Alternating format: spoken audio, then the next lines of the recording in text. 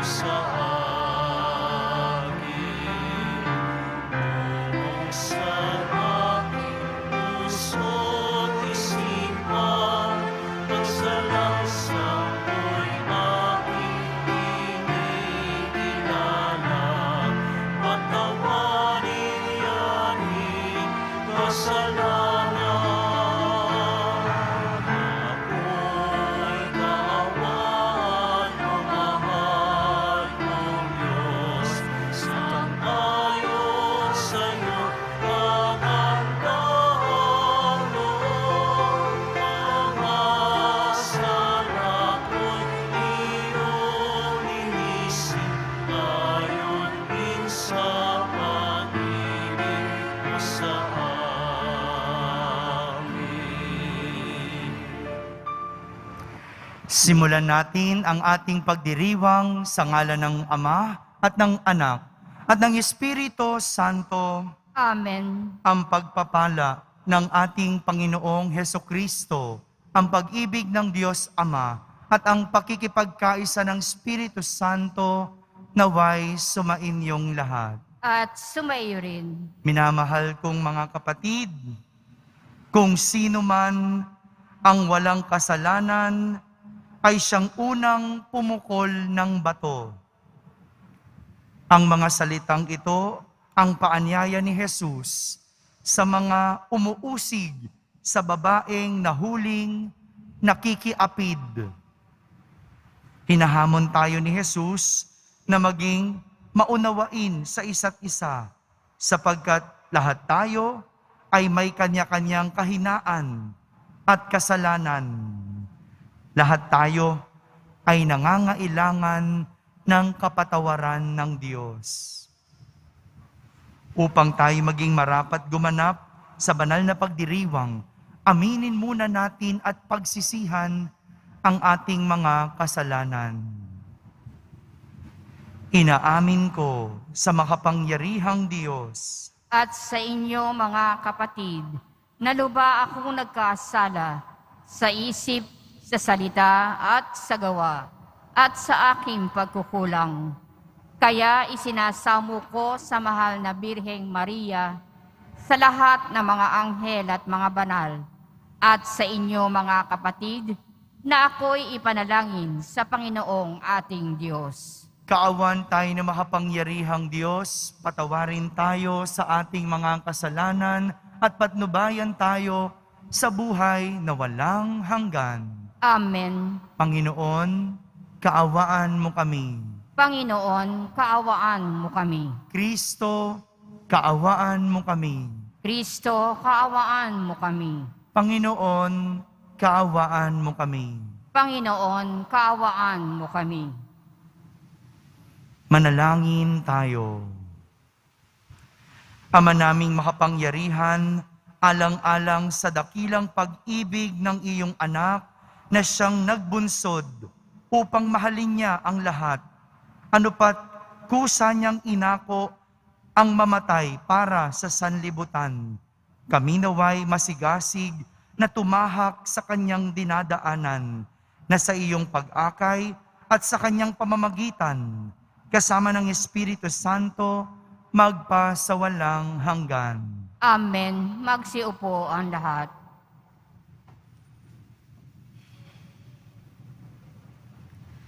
Pagbasa mula sa aklat ni Propeta Isaías. Ito ang sinasabi ng Panginoon na siyang gumawa ng landas upang may maraanan sa gitna ng dagat. Sa kapangyarihan niya ay kanyang nilupig ang malaking hukbo. Nilipol niya ang kanilang mga kabayo at ang mga karwahe winasak. Sila'y nangabuwal at di na nakabangon. Parang isang ilaw na namatay ang ningas. Ito ang sabi niya, ang mga nangyari nung unang panahon, ilibing sa limot, limutin na ngayon. Narito at masdan ang nagawa ko'y isang bagong bagay. na hanggang sa ngayoy di mo namamasdan. Ako'y magbubukas ng isang landasin sa gitna ng ilang, maging ang disyerto ay patutubigan. Ako'y igagalang niyong mga hayop na pawang mailap, gaya ng avestrus at ng asong gubat. Ang dahilan nito, sa disyerto ako'y nagpabukal ng saganang tubig para may mainom ang aking hinirang. Sila'y nilalang ko at aking hinirang upang ako'y kanilang papurihan. Ang salita ng Diyos. Salamat sa Diyos. Gawa ng Diyos ay dakila, kaya tayo'y natutuwa. Gawa ng Diyos ay dakila, kaya tayo'y natutuwa. Nang lingapin tayo ng Diyos at sa Siyon ay ibalik, ang nangyaring kasaysayay parang isang panaginip. Lahat tayo ay natuwa, masasayang nagsiawit. Gawa ng Diyos ay dakila, kaya tayo'y natutuwa. Ang sabi ng mga bansang nagmamasid sa paligid, ang ginawa ng Diyos nila ay dakila, anong rikit. Dakila ngang masasabi, pambihira ang ginawa. Kaya naman kami ngayon, kagalakay di kawasa. Gawa ng Diyos ay dakila, kaya tayo'y natutuwa. Kung paanong inuulan iyaong mga tuyong batis, sa sariling bayan namin, kami poon ay ibalik. Silang mga nagbubukid na nagtanim na may luha, bayaan mo ng mag-aning, masasaya't natutuwa. Gawa ng Diyos ay dakila, kaya tayo'y natutuwa. Yaong mga nagsisihayong dalay binhit na nanangis, ay aawit na may galak, dalay ani pagbalik. Gawa ng Diyos ay dakila, kaya tayo'y natutuwa.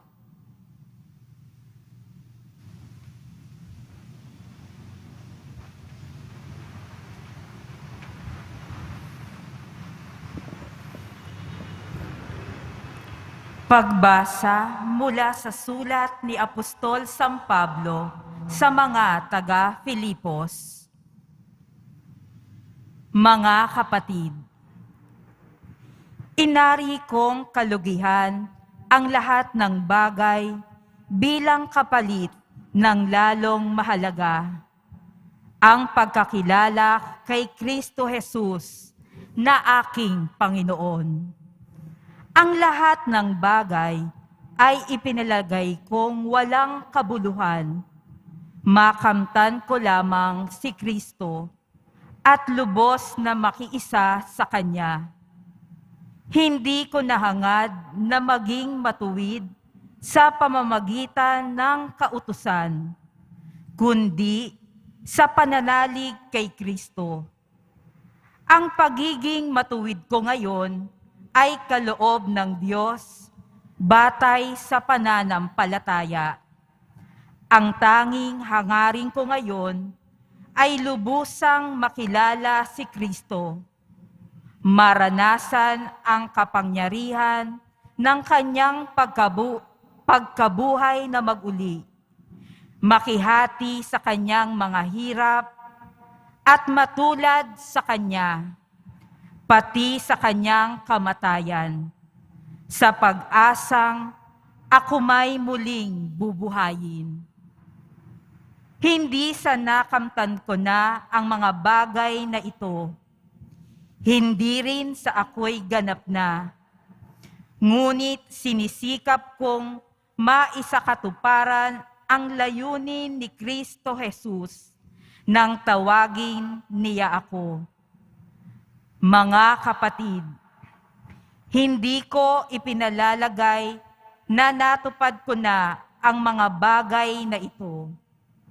Ang ginagawa ko ngayoy, nililimot ang nakaraan at sinisikap na makamtan ang nasa hinaharap.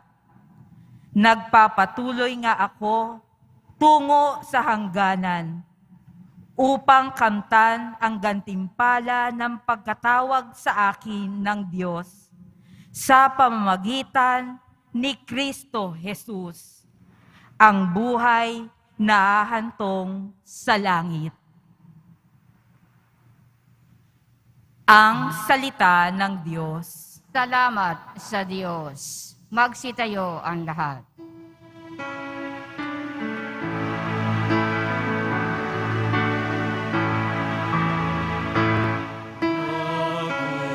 Nagugurin kami sa'yo, Panginoong Jesucristo. Nagugurin kami sa'yo, Panginoong Jesucristo.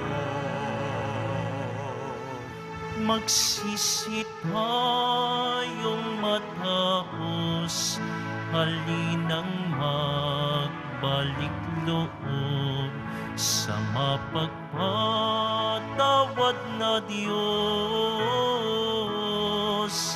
Sa Kaniya tayo'y dumulhog at manumbalik na lubos.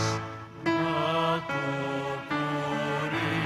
kami sa'yo, Panginoong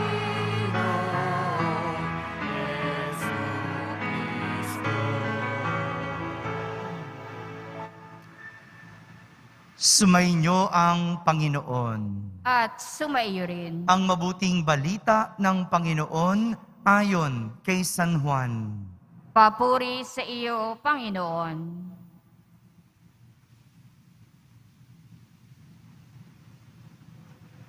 Noong panahong iyon, si Jesus ay pumunta sa bundok ng mga Olibo. Kinaumagahay, nagbalik siya sa templo. Lumapit sa kanya ang lahat, kaya't umupo siya at sila'y tinuruan. Nooy dinala sa kanya ng mga eskriba at ng mga pariseyo ang isang babaeng nahuli sa pakikiapid. Pinatayo ito sa harapan nila at sinabi kay Jesus, "Guro, ang babaeng ito'y nahuli sa pakikiapid. Ayon sa kautusan ni Moises, dapat batuhin hanggang sa mamatay ang mga gaya niya. Ano ang masasabi mo?" Itinanong nila ito upang subukin siya nang may maisumbong sila laban sa kanya. Ngunit yumuko si Jesus at sumulat sa lupa sa pamamagitan ng daliri. Ayaw nilang tigilan ng kakatanong si Jesus, kaya't sila'y tiningnan niya at sinabi ang ganito, "Sino man sa inyo na walang kasalanan ang siyang maunang bumato sa kanya." At muli siyang yumuko at sumulat sa lupa. Nang marinig nila ito, sila'y isa-isang umalis. Simula sa pinakamatanda, walang naiwan kundi si Jesus at ang babaeng naroon pa rin sa harapan niya. Tiningnan siya ni Jesus at tinanong, "Nasaan sila? Wala bang nagparusa sa iyo?" "Wala po, Ginoo," sagot ng babae. Sinabi ni Jesus, "Hindi rin kita parurusahan.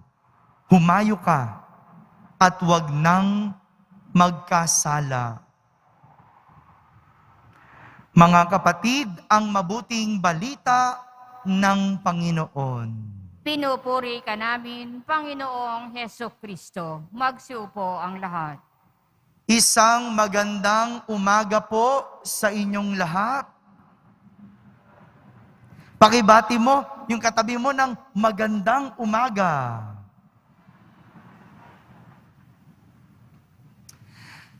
Nahaharap sa kaparusahang kamatayan ang bidang babae sa ating ebanghelyo sa araw na ito.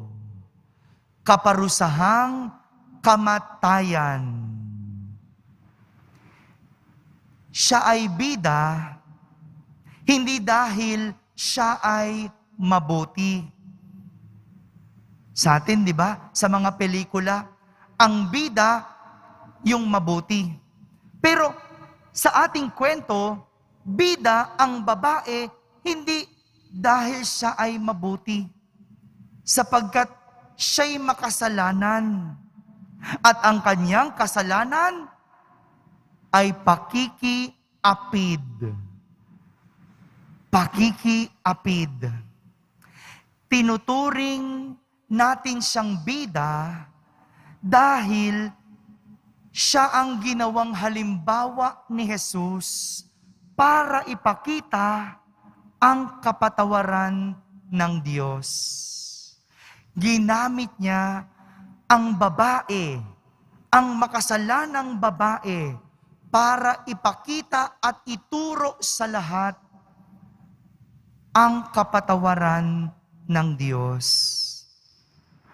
Kung tutuusin, kontrabida ang turing sa kanya ng mga tao. Kontrabida dahil siya ay pumatol sa may asawa. Bukod sa relasyon ng mag-asawa, ang kanyang sinira, buhay ng isang pamilya at mga anak ang kanyang winasak. Ganyan ang kasalanan at nagagawa ng pakikiapid. Hindi lang relasyon ng mag-asawa ang nasisira. Pamilya at buhay ng mga anak. Kaya naman po, ang pakikiapid ay isa sa 3 mabibigat na kasalanan sa ilalim ng batas ng mga Hudyo na mayroong kaparusahang kamatayan. Mabigat ang pakikiapid at isa ito sa 3 mabibigat na kasalanan. Una na dyan, ang pagpatay. Pangalawa, ang pagsamba sa Diyos-Diyosan. At pangatlo, ang pakikiapid. Itong 3 ito, mabigat na kasalanan sa batas ng mga Hudyo. At ang sino mang magkakasala at lalabag sa batas na ito, may kaparusahang kamatayan. Kaya hindi natin masisisi kung bakit ganoon na lang ang galit ng mga eskriba at mga pariseyo sa babaeng ito. Hindi natin masisi kung bakit ganoon na lang ang tingin at pakiramdam ng lahat ng tao sa babaeng ito. Dahil siya ay nakagawa ng mabigat na kasalanan, kaya't nararapat lang na siya ay parusahan. Samantala, iba naman si Jesus. Iba ang tingin, iba ang pananaw ni Jesus. Hindi siya galit sa babae o hindi niya kinokondina ang babaeng nakiapid. Sa halip, galit at kinokondena ni Jesus ang kasalanan. Hindi ang makasalanang babae. Kaya nga, sa halip na kaparusahan ng babae, ang kanyang sinulong, gaya ng gusto ng mga tao, na patayin siya, batuhin hanggat mamatay. Si Jesus, minungkahi niya sa lahat na tingnan ang sariling kasalanan sa pagsasabing, sino man sa inyo ang walang kasalanan ang siyang maunang bumato sa kanya. Kadalasan, nagagalit tayo sa tao dahil sa nagawa nitong kasalanan. Nahihirapan tayong paghiwalayin ang tao sa kanyang kasalanan. Dahil pakiramdam natin at tingin natin, ang kanilang kasalanan ay ang kanilang buong katauhan. Kaya nga, kahit hindi na kasalanan ng tao, nagagalit at naaapektuhan pa din tayo. Kasi tinitingnan natin ang kasalanan ng isang tao bilang kanyang buong katauhan. Pero iba ang pananaw ng Diyos. Iba, mag-isip ang Diyos. At ito ang ipinakita sa atin ni Propeta Isaías sa ating unang pagbasa. Ang sabi ng Panginoon, ang mga nangyari noong unang panahon, ililibing sa limot at lilimutin ngayon. Inililibing at nililimot ang nakaraang kasalanan, hindi ang isang katauhan. Naalala ko po noon, mayroon akong kaibigan. Galit sila sa kanilang kapatid sapagkat mayroong nagawa itong kanilang kapatid na naging sanhi ng kanilang kahirapan. Sa sobrang galit nila sa kanilang kapatid, kahit buhay pa ito, nilibing na nila at nilimot ang kanilang kapatid. Dahil sa kanilang sobrang galit sa kasalanang nagawa ng kanilang kapatid, nilibing, nilimot ang kapatid kahit buhay pa. Marami ang ganitong kwento ng pagkasira ng isang relasyon. Tao yung nililimot at inililibing, kaya walang kapatawarang nangyayari. Sabi ko sa kanya, hindi nga talaga magkakaroon ng kapatawaran sa inyong pamilya. Dahil imbes na ang kasalanan ang inyong inilibing at kinalimutan, yung tao, yung nilibing at nilimot nyo. Sinama mo kahit yung mabuting nagawa ng iyong kapatid. Dinamay mo kahit yung mga magagandang alaala ninyo.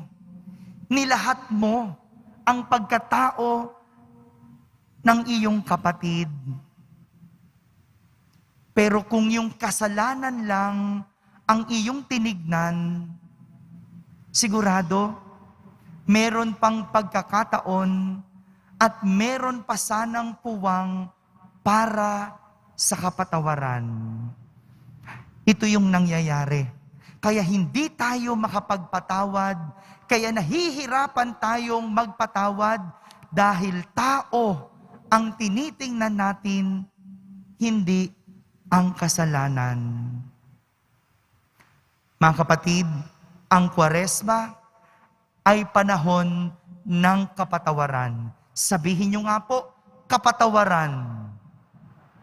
Ibig sabihin, paglimot at paglibing sa kasalanan. Hindi sa makasalanan. Kaya ngayong panahon ng Kwaresma, hindi mo kailangang magpenitensya o saktan ang iyong sarili. Dahil kaya tayong patawarin at limutin ng Diyos ang ating mga kasalanan. Ito yung panahon na ipinagdiriwang natin ngayon. Ang panahon ng kapatawaran, paglimot at paglibing sa kasalanan. Kaya't magandang pagnilayan at baunin natin ang tanong ni Jesus, lalo na sa mga taong hindi makapagpatawad sa mga makasalanan. Ang tanong ni Jesus, sino man sa inyo na walang kasalanan ang siyang maunang bumato. Amen. Magsitayo po tayong lahat at sabay-sabay nating ipahayag ang ating pananampalataya. Sumasampalataya ako Sa Diyos samang makapangyarihan sa lahat na may gawa ng langit at lupa. Sumasampalataya ako kay Hesu Kristo, iisang anak ng Diyos, Panginoon nating lahat. Nagkatawan tao siya, lalang ng Espiritu Santo, ipinanganak ni Santa Maria Birhen, pinagpakasakit ni Poncio Pilato, ipinako sa krus, namatay, inilibing, nanaog sa kinaroroonan ng mga yumao. Nang may ikatlong araw, nabuhay na maguli, umakyat sa langit, naluluklok sa kanan ng Diyos amang makapangyarihan sa lahat. Doon magmumulang paririto at huhukom sa nangabubuhay at nangamatay na tao. Sumasampalataya naman ako sa Diyos Espiritu Santo, sa banal na simbahang Katolika, sa kasamahan ng mga banal, sa kapatawaran ng mga kasalanan, sa pagkabuhay na muli na nangamatay na tao, at sa buhay na walang hanggan. Amen. Minamahal kong mga kapatid, habang papalapit na ang mga mahal na araw, dumudulog kami sa iyo, Ama, na panatilihin mo ang iyong pagkahabag sa amin upang tuluyan kaming makasapit sa pagbabagong buhay na aming hinahangad at maging marapat na tumanggap ng grasya ng iyong pagkabuhay ng iyong anak. Ating sambitin sa bawat panalangin, Panginoon, dinggin mo ang aming panalangin. Panginoon, dinggin mo ang aming panalangin. Maipahayag nawa ng mga namumuno sa simbahan ang mabuting balita ng may tapang sa gitna ng realidad ng pagkamuhi, pagsisinungaling at pag-uusig. Manalangin tayo. Panginoon, dinggin mo ang aming panalangin. Maisulong nawa ng mga namumuno sa pamayanan ng may lakas ng loob at hustisya para sa mga mahihirap, moralidad at pagtatanggol sa dignidad ng buhay ng bawat mamamayan. Manalangin tayo. Panginoon, dinggin mo ang aming panalangin. Akayin nawa ng mga tatayong saksi at mga katekista ang mga bibinyagan tungo sa landas ni Kristo. Manalangin tayo. Panginoon, dinggin mo ang aming panalangin. Sa pamamagitan ng mahal na pagpapakasakit ni Kristo, magtulungan nawa ang bawat binyagan na lumikha ng komunidad kung saan nagahari ang awa, pagkahabag at pag-ibig ng Diyos. Manalangin tayo. Panginoon, dinggin mo ang aming panalangin. Tanggapin mo nawa, Panginoon, sa buhay na walang hanggan, ang mga kapatid naming yumao upang ang karangalan nila'y maging ganap. Manalangin tayo. Panginoon, dinggin mo ang aming panalangin. Sa katahimikan, ating ilapit sa Diyos ang ating mga pansariling kahilingan.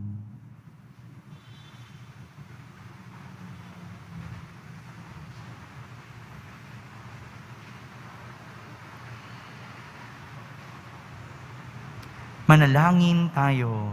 Panginoon, dinggin mo ang aming panalangin. Ama, sa pamamagitan ng iyong salita, na iligtas ang babaeng nagkasala. Sa pamamagitan din ng iyong salita, ng iyong anak na si Jesus, iligtas mo kami sa kamatayan at tulutan mo kami ng bagong buhay na siyang pinagtagumpayan niya sa krus. Siyang nabubuhay at naghahari kasama mo at ng Espiritu Santo, magpasawalang hanggan. Amen. Magsiupo ang lahat.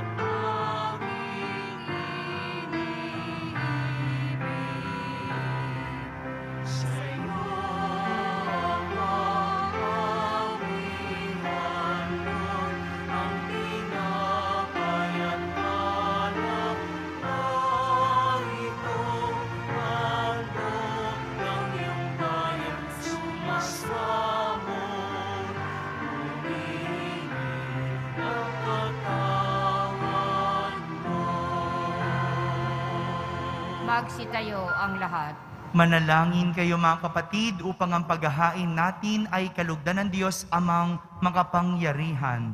Tanggapin nawa ng Panginoon itong paghahain sa iyong mga kamay, sa kapurihan niya at karangalan, sa ating kapakinabangan at sa buong sambayanan niyang banal. Ama naming lumikha, kami dumadalangin ang mga pinapagsaloob mo ng mga nilalaman ng pananampalatayang Kristiyano ay iyong gawing dalisay, pakundangan sa ipinagdiriwang na paghahain ito sa pamamagitan ni Jesucristo kasama ng Espiritu Santo magpasawalang hanggan. Amen. Sumainyo ang Panginoon. At sumaiyo rin. Itaas sa Diyos ang inyong puso at diwa. Itinaas na namin sa Panginoon. Pasalamatan natin ang Panginoong ating Diyos. Marapat na siya ay pasalamatan. Ama naming makapangyarihan, tunay ngang marapat na ikaw ay aming pasalamatan sa pamamagitan ni Jesucristo na aming Panginoon. Sa pagbabakasakali mong kami bubuti, isinugo mo si Jesucristo upang pangunahan kami bilang pagsunod sa iyong atas na bigay. Ipinahayag ng iyong anak ang iyong kalooban na ang mga apitdukha ay kanyang damayan. Ngayon ay iyong inihahandog ang pagkakataong aming maisaloob, ang kanyang ganap at kusang paglilingkod upang sa iyo'y lagi kaming makasunod. Kaya kaysa ng mga anghel na nagsisiawit ng papuri sa iyo nang walang humpay sa kalangitan, kami nagbubunyi sa iyong kadakilaan.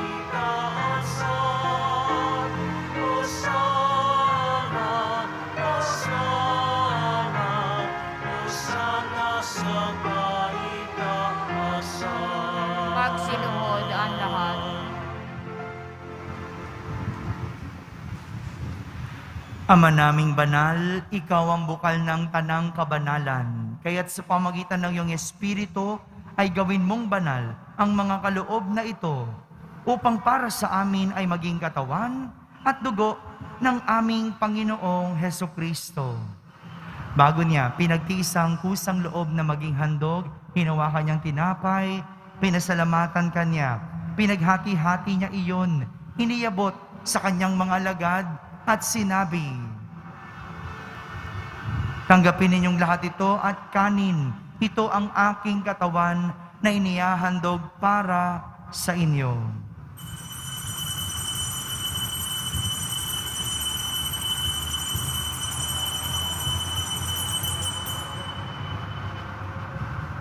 Gayon din naman, nung matapos ang hapunan, hinawakan niyang kalis, muli kanyang pinasalamatan. Iniabot niya ang kalis sa kanyang mga alagad at sinabi, "Tanggapin ninyong lahat ito at inumin. Ito ang kalis ng aking dugo, ng bago at walang hanggang tipan. Ang aking dugo na ibubuhos para sa inyo at para sa lahat, sa ikapagpapatawad ng mga kasalanan. Gawin ninyo ito sa pag-alaala sa akin."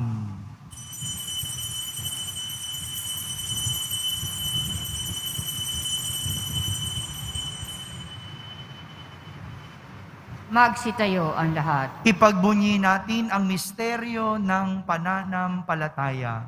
Si Kristo'y namatay, si Kristo'y nabuhay, si Kristo'y babalik sa wakas ng panahon. Ama, ginagawa namin ngayon ang pag-alaala sa pagkamatay at muling pagkabuhay ng iyong anak.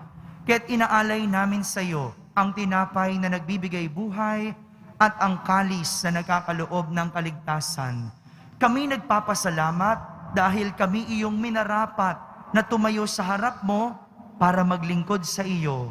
Isinasamo namin kaming magsasalo-salo sa katawan at dugo ni Kristo ay mabuklod sa pagkakaisa sa pamamagitan ng Espiritu Santo. Ama, lingapin mo ang iyong simbahang laganap sa buong daigdig.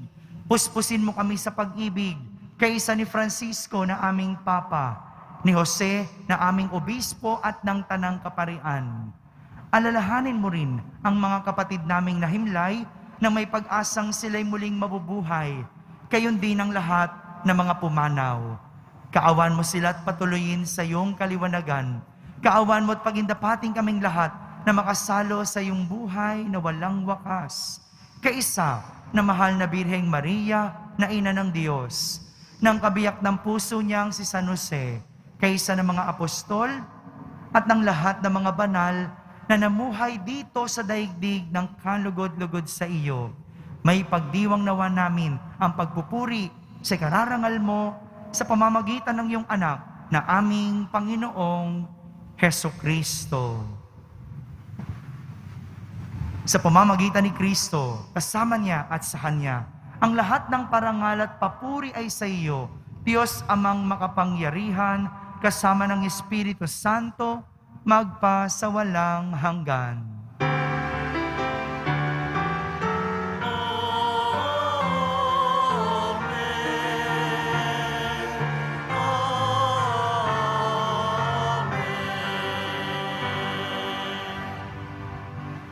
Sa tagubilin ng mga nakahagaling na utos at turo ni Jesus na Panginoon natin at Diyos, ipahayag natin ng lakas loob. Ama namin, sumasalangit ka. Sambahin ang ngalan mo. Mapasa amin ang kaharian mo. Sundin ang loob mo dito sa lupa para nang sa langit. Bigyan mo kami ngayon ng aming kakanin sa araw-araw at patawarin mo kami sa aming mga sala para nang pagpapatawad namin sa nagkakasala sa amin. At huwag mo kaming ipahintulot sa tukso at iadya mo kami sa lahat ng masama. Hinihiling namin kami iadya sa lahat ng masama, pagkalooban ng kapayapaan araw-araw, iligtas sa kasalanan at ilayo sa lahat ng kapahamakan, samantalang aming pinananabikan ang dakilang araw ng pagpapahayag ng tagapagligtas naming si Hesukristo. sapagkat iyo ang kaharian at ang kapangyarihan at ang kapurihan magpakailanman. Amen. Panginoong Hesukristo, sinabi mo sa iyong mga apostol, kapayapaan ang iniiwan ko sa inyo. Ang aking kapayapaan ang ibinibigay ko sa inyo. Tunghayan mo ang aming pananampalataya at huwag ang aming pagkakasala. Pagkalooban mo kami ng kapayapaan at pagkakaisa ayon sa iyong kalooban, kasama ng Espiritu Santo, magpa sa walang hanggan. Amen. Ang kapayapaan ng Panginoon ay laging sumainyo. At sumaiyo rin. Magbigayan kayo ng kapayapaan sa isa't isa. Kapayapaan po para sa lahat. Peace be with you. Kordero ng Diyos na nag-aalis ng mga kasalanan ng sanlibutan, maawa ka sa amin. Kordero ng Diyos na nag-aalis ng mga kasalanan ng sanlibutan, maawa ka sa amin. Kordero ng Diyos na nag-aalis ng mga kasalanan ng sanlibutan, ipagkaloob mo sa amin ang kapayapaan. Magsiluhod ang lahat. Ito ang kordero ng Diyos. Itong nag-aalis ng mga kasalanan ng sanlibutan. Mapalad ang mga inaaniyahan sa kaniyang piging. Panginoon, hindi ako karapat-dapat na magpatuloy sa iyo. Ngunit sa isang salita mo lamang ay gagaling na ako. Ang katawan ni Kristo. Amen.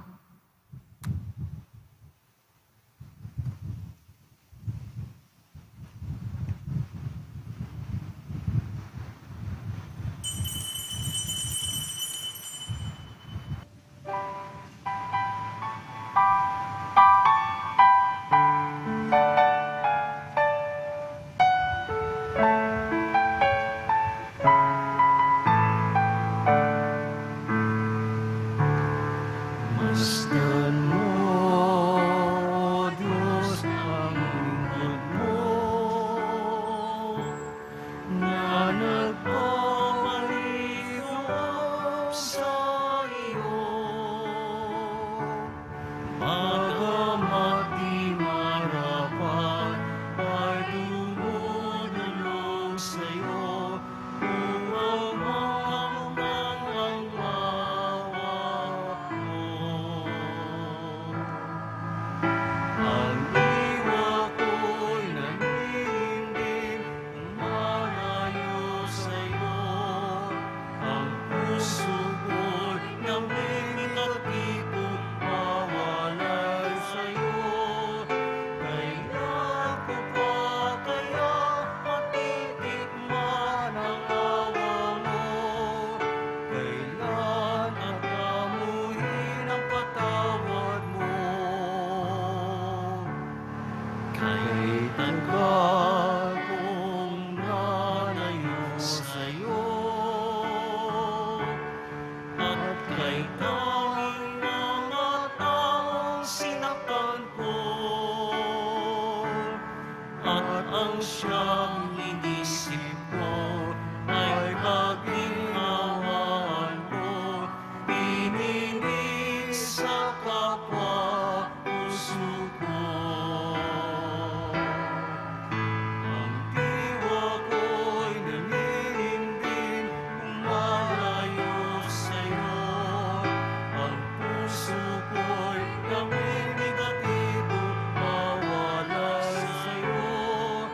Kailan ko pa kaya matitikman ang awa mo?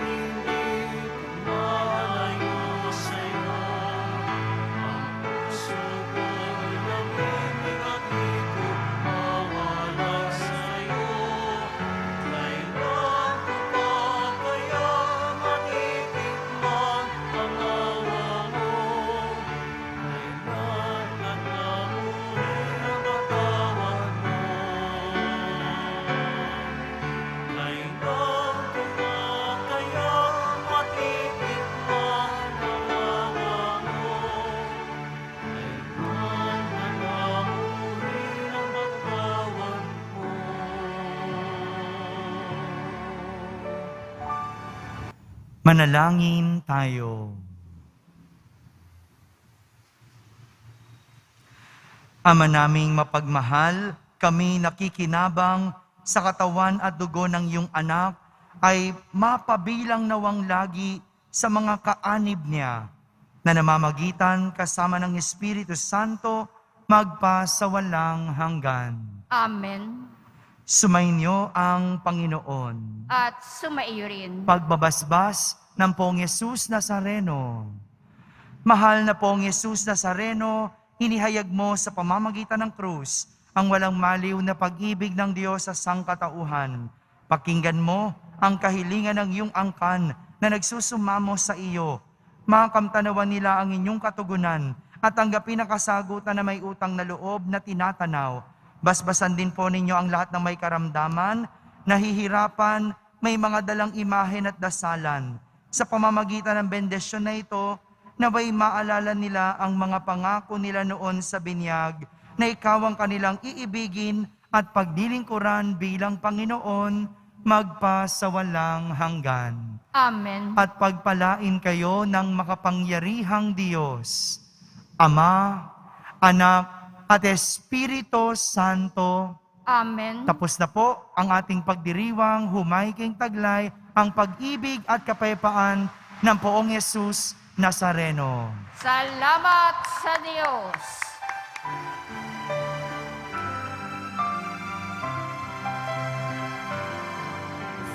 Padre Jesus Nazareno, sinasamba ka namin, iniginto ka namin, aral mo ang aming buhay at kaligtasan. Nuestro Padre Jesus Nazareno, iligtas mo kami sa kasalanan. Ang krus mong pinamatayan ay sagisag ng aming kaligtasan. Nuestro Padre Jesus Nazareno, inarangal ka namin. Nuestro Padre Jesus Nazareno, niluwalhati ka namin. Nuestro Padre Jesus Nazareno, inarangal ka namin. Nuestro Padre Jesus Nazareno, niluwalhati ka namin.